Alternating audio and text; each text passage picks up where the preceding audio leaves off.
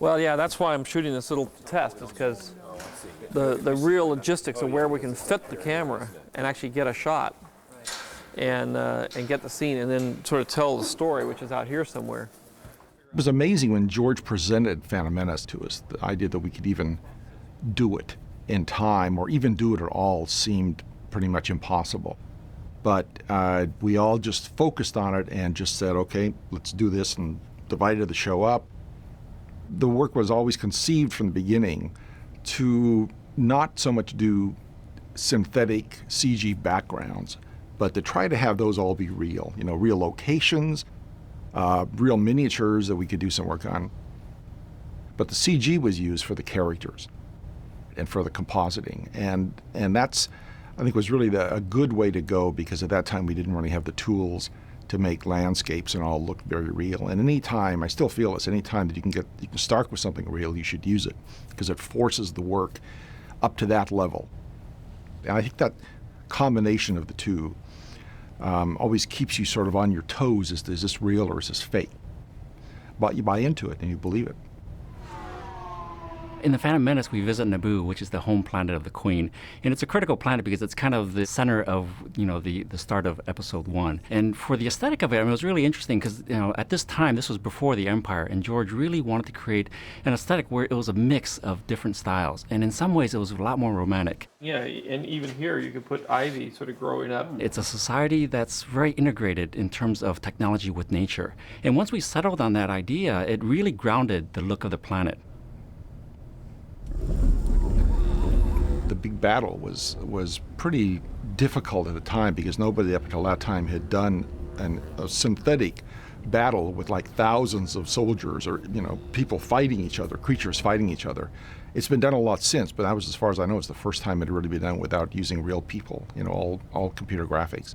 We didn't do any sort of crowd simulations or anything like that with emotions. They were all real motion capture or hand animated characters all the time that we just replicated over and over and shifted them around a little bit so that you couldn't tell one character was moving the same way as another. But then they get into a battle and we've got all the traditional sort of more Star Wars-y type explosions and stuff like that. And we used everything we could think of. Mostly, there was a lot less computer graphics than people might think. We did a lot of stuff with real explosions, real miniature ships that you see going along on the ground that crash. We had a really nice model shop here, and at the time that seemed to be the best way to do it. And I still think it was, because it looks pretty good.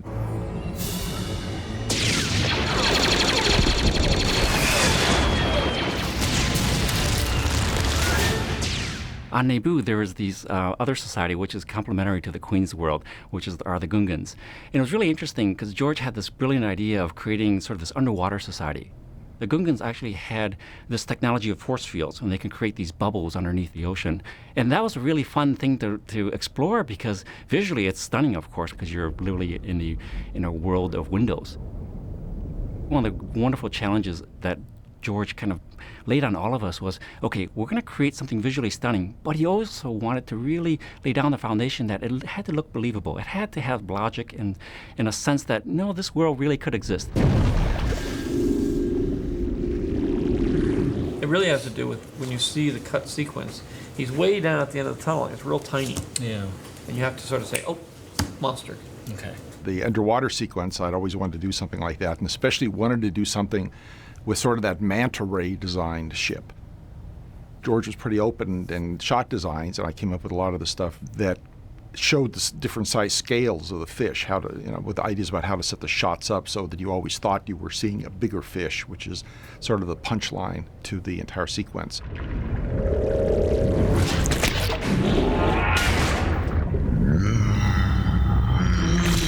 When I first saw the finished film, I was really thrilled. I mean, it was in many ways what we saw in our mind's eye come to life. I spent, literally years working on the planet itself, trying to design the aesthetic for it. And the execution by ILM was just flawless. I mean, it just looked great.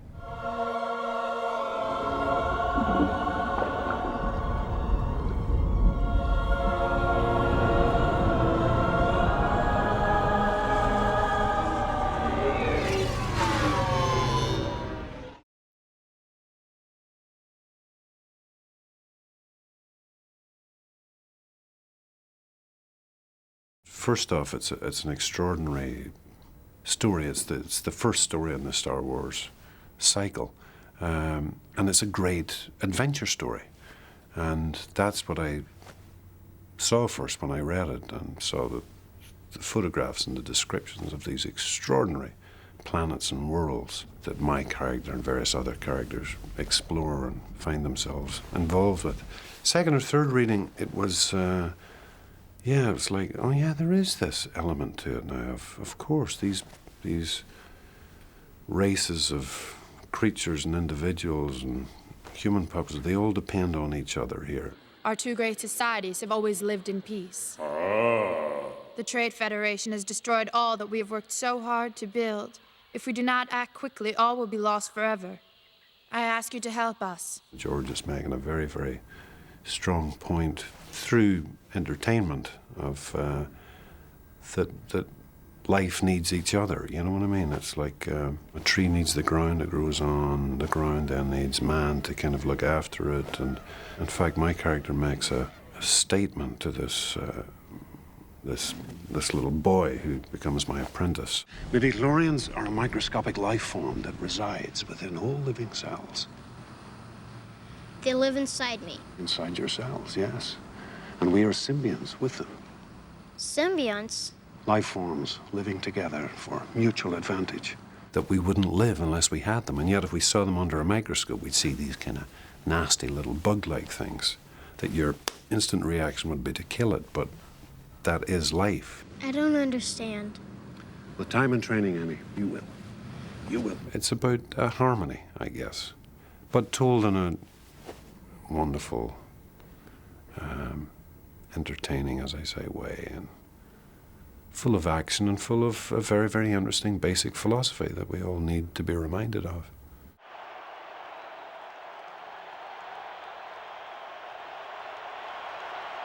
Peace!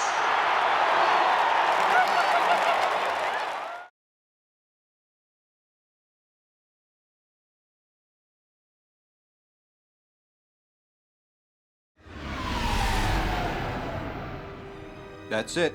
Tatooine. Tatooine is a key planet. Of course, it's where where we discover Anakin. And as it relates to the whole Star Wars universe, it's really the center of where it all starts. To actually have the opportunity to go back and build on those designs was fantastic. Of course, George wanted to push the boundaries even further, and so we took the design philosophy established by Ralph McQuarrie and others and started to really think, okay, how would this society actually function? I basically took Luke's homestead, which is a really elegant design, and just extrapolated it out. Tatooine's the only location in Episode 1 that we visit that's shared from the original trilogy, and so it was important to me that it still could feel like the same planet. Tunisia was a very difficult location, mostly because of the temperature. We ended up shooting starting end of July into the first part of August, when Anakin and Shmi are saying goodbye.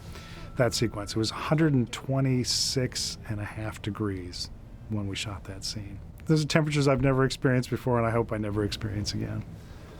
I don't think they're going to need to build anything. I mean, they need to build just a little tiny bit of the ramp on a blue screen set. The effects work is mostly set extensions. So when the Queen ship is parked in the desert, we really just had the ramp there. Any of the wider views was an 8-foot-long miniature that we had of the ship and splitting that all in. We had set extensions inside of the Mos Espa city. The set build went up to about 12 feet, and then we extended it and made the city larger and populated it. We added droids and other creatures. As George was writing the story, he needed a centerpiece for this big action sequence, which was this huge race, which we called the pod race. We started researching Southwest in terms of butte formations, looking at the Grand Canyon for rocks, looking literally everywhere we could find exotic rock formations in the desert, and we just merged them all together. A lot of shots were traveling at tremendous speed, and at the beginning of a shot, something that's way on the far end, way out on the horizon, would be going past camera. So it either meant tremendously large miniatures or helicopter plates, but exotic terrains that George wanted didn't really exist anywhere. That really leaves computer graphics of some kind as about the only real solution. To begin with, we started in the hangar beforehand. We had a partial set that we shot in Leavesden in England. And then the large pod race arena was about a 40-foot miniature that we shot out in the back lot, back at ILM, populated largely with ILM employees.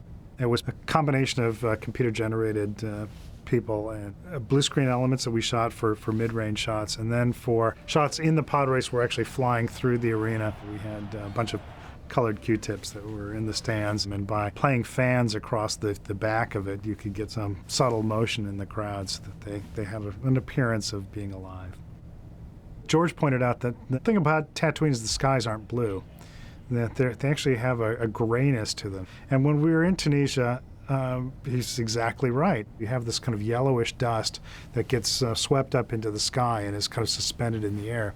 And that yellowish tone of the dust neutralizes the blue of the sky and kind of adds up to a kind of a grayish horizon. And so we tried to make sure that that was always present in the shots that we did.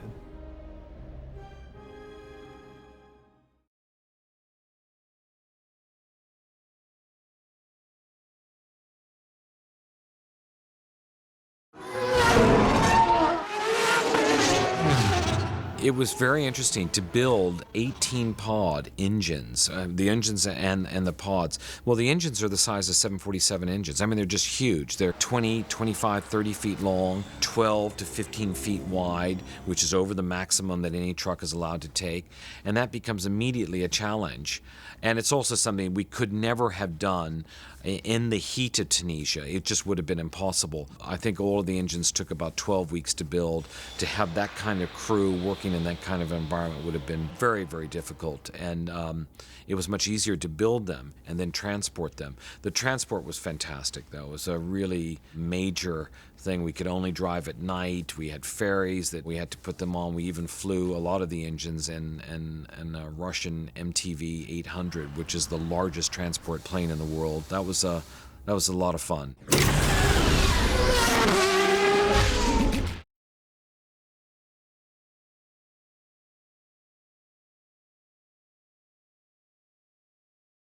Well, one of the problems about Episode 4, A New Hope, was that none of the records really remained for Tunisia. They hadn't had an opportunity to really find all the locations before they went there. They were on the move from the main part of Tunisia to a little island called Jerba, and no one had kept accurate records of where every single location was. And since we were not replicating them, but we were going to be in the same world, we wanted to try and find an area that would be much simpler than Episode 4 was to shoot. And we needed to find an area that would combine all the elements of all the disparate locations that they went to.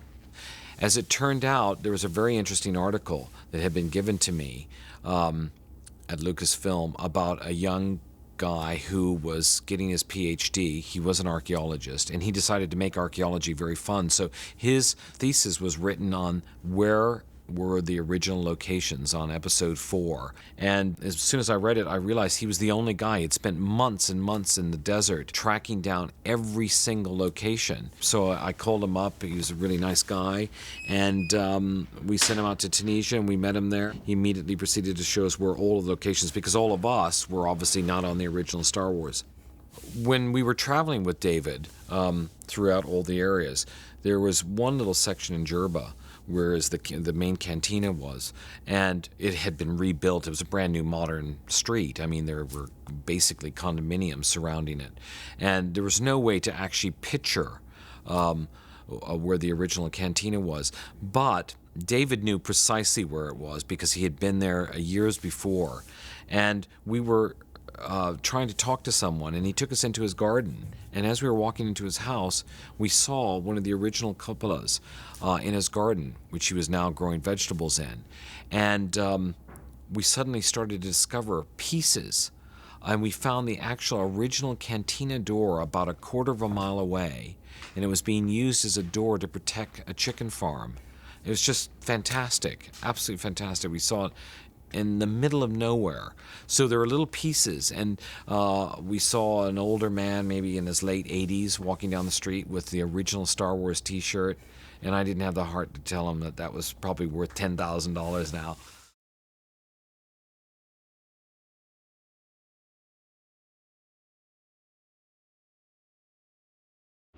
Coruscant is the sort of the home planet of the Republic at this point. It's the center planet. It's basically a planet made entirely of cities.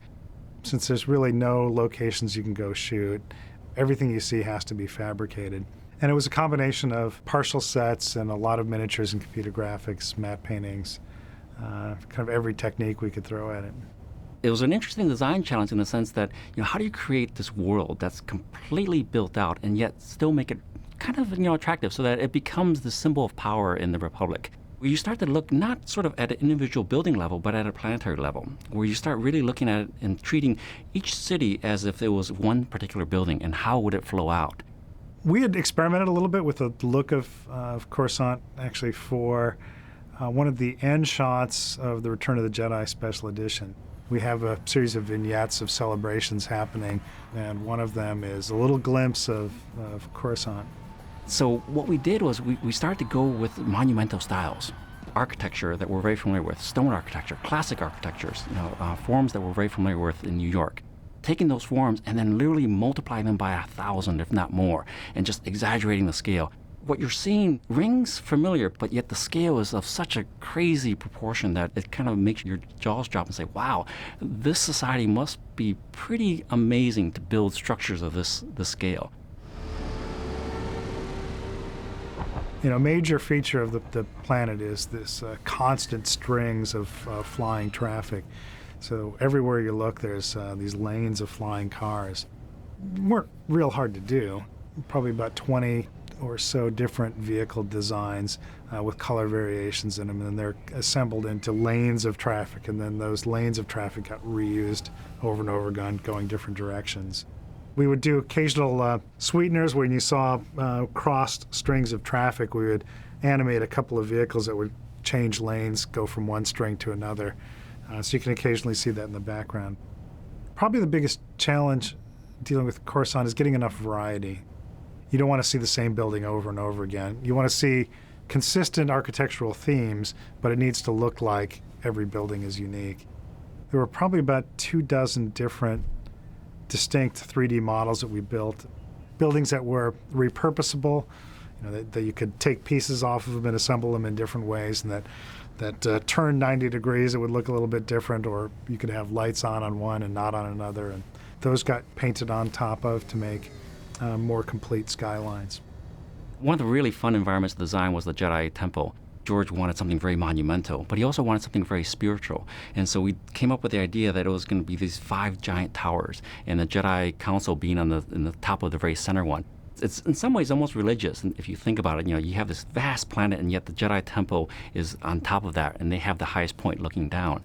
The counterpoint, that the Senate chamber was going to be more like a big mushroom dome, and then it's all internal. Everything is on the inside part of it. And so you have these two contrasting forms, a very vertical, sort of spiritual aerial place, countered with the sort of a dome, almost cave-like environment for the Senate chamber. One of my favorite things about the Coruscant scenes are at night when you see way off in the distance. We did this nice heat shimmer effect that you see in big cities. Heat shimmer that would be visible as a twinkling of the lights, and we did that in the nighttime scene in the Jedi Council chamber, the landing platform when they depart to head back home. And then there's a nighttime scene in Palpatine's apartment that we put that in. I was pleased with how that effect turned out, and it was did a lot to help add depth to the backgrounds. The Palpatine's apartment set was notable just because it was the very first thing we shot on the first day of principal photography on Episode 1. Good luck, everybody. Now let's kick ass. 77, take 1. And action! So after a gap from 1982 to 1997, that was our first rolling of cameras on Star Wars.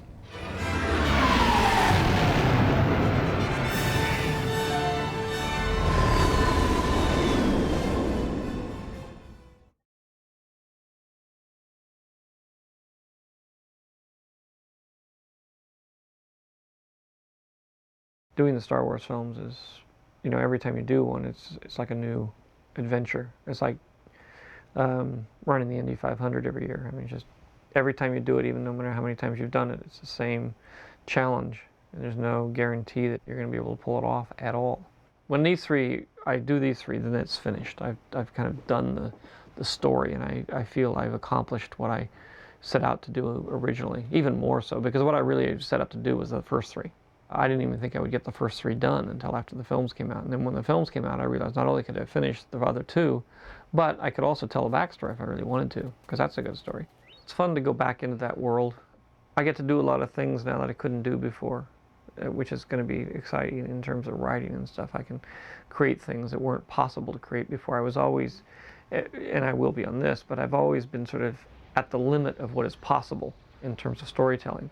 Things have advanced so far in the last 20 years in terms of your ability to portray things on the screen that were just literally impossible before, and then very difficult in terms of cost. It's always a limiting factor. But even if you take that out, there were things that just couldn't be done regardless of how much money you had. One of the problems I had with Yoda is that, for instance, is that he couldn't move more than 6 feet in any one thing, and I couldn't show his legs. So I couldn't show him in a wide shot, and I couldn't show him running, jumping, or walking, really, any distance. We had to sort of rig backpacks and things to make him, to be able to transport him places. Now I can make him move anywhere I want. It's a great asset to be able to have a lot of the creatures that couldn't move before be able to move. So I hopefully will be able to get closer to what I am putting down on the page and what I imagine things to be like. But the process of writing is not easy. And it takes a great deal of concentration, and you get into a particular place and you stay there for a while, and then you get, as you move around in that world, you can sort of see the things that are going on.